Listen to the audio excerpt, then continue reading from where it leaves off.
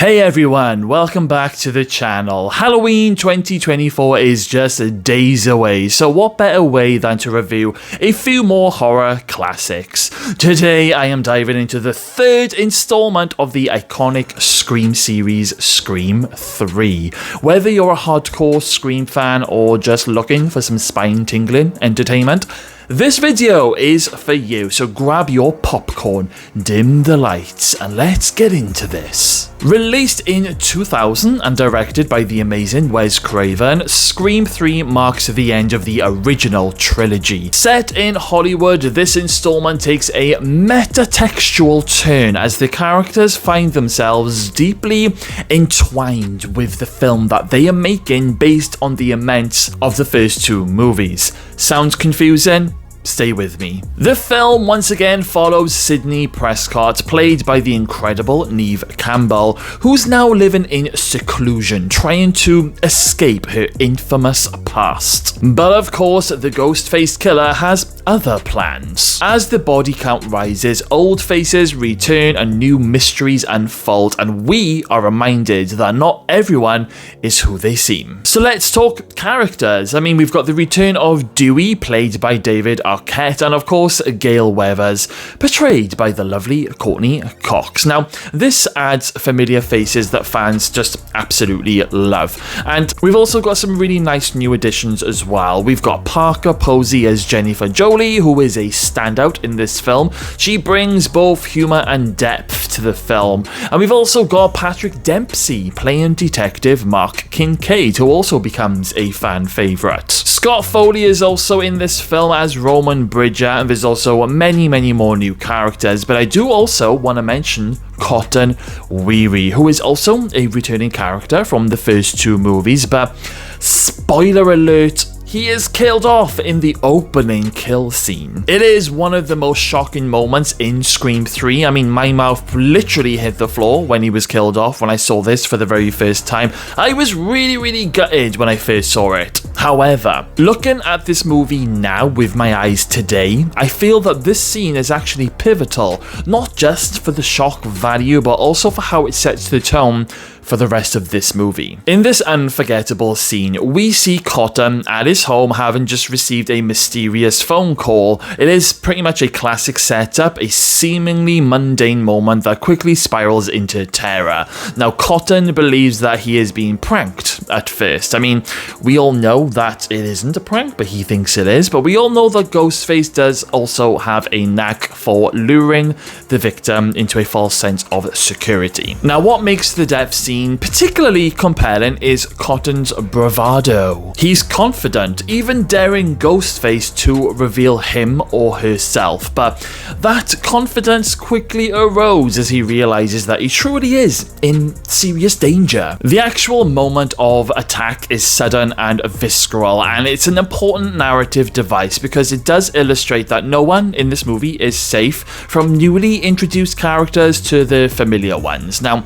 Cotton's death serves as a reminder that our heroes and survivors can still, they can still get taken down, raising the stakes for, of course, Sydney and the rest of the returning cast members. And that is important because we have many other horror franchises out there that do sometimes play a little bit too safe in the sequels, and they just end up killing off the new characters, the characters who we don't really care about. And as I said in my Scream 2 review with Randy's death scene, we've just gotta bite the bullet, because at some point our favourite characters in the Scream universe are going to die. And on that note, there are some pretty memorable death scenes in the movie. I think one of the more vicious ones that stands out for me is Christine's death scene, who is played by the talented Jayma Mays.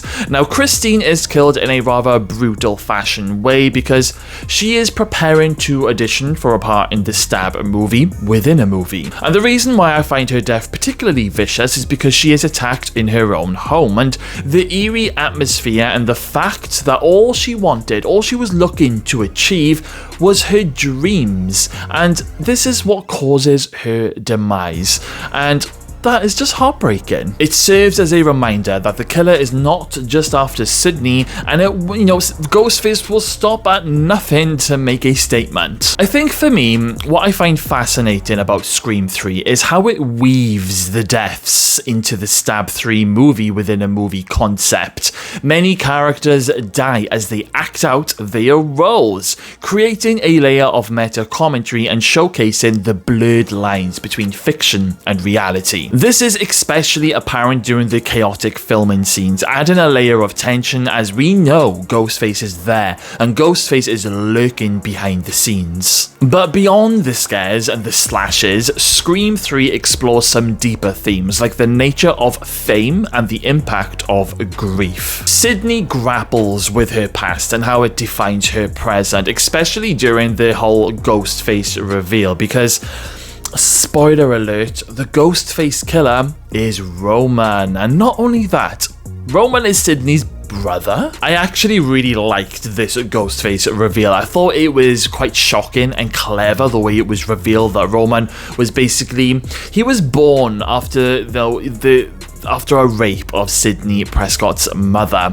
and the way Sydney's mother then rejected him when he came looking for her 4 years prior to this movie, it makes Roman pretty messed up as a result. The revelation of Roman as Sydney's brother not only ties the story back to the core themes of family and identity, but it also adds a poignant twist to the franchise's exploration of psychological ramifications of violence and trauma within family structures. Roman's resentment stems from feelings of abandonment and a desire for acknowledgement, illustrating how deeply personal grievances can manifest in proper destructive ways. The film also critiques Hollywood's obsession with violence and how it shapes narratives in cinema. It's a commentary that surprisingly feels just as relevant as today. Remember guys, this came out in 2000, nearly 25 years ago. So how does Scream 3 stack up against its predecessors? Well,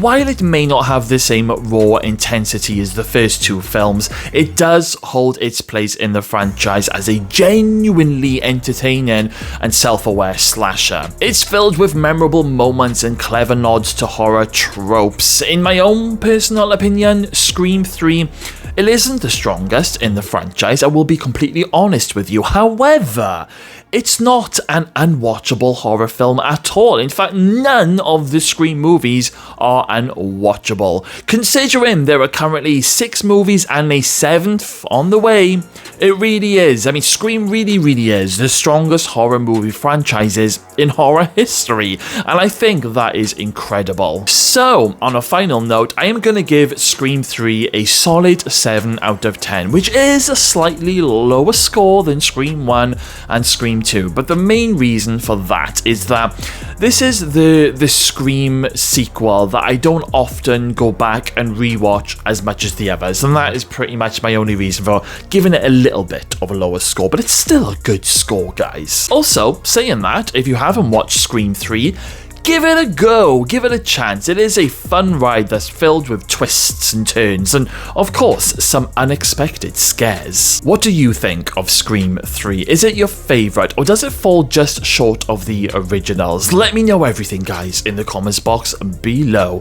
Okay then, well, thank you all for tuning in today. If you enjoyed this video, don't forget to like, comment, and subscribe for more horror movie breakdowns and reviews. Until next time, guys, stay spooky.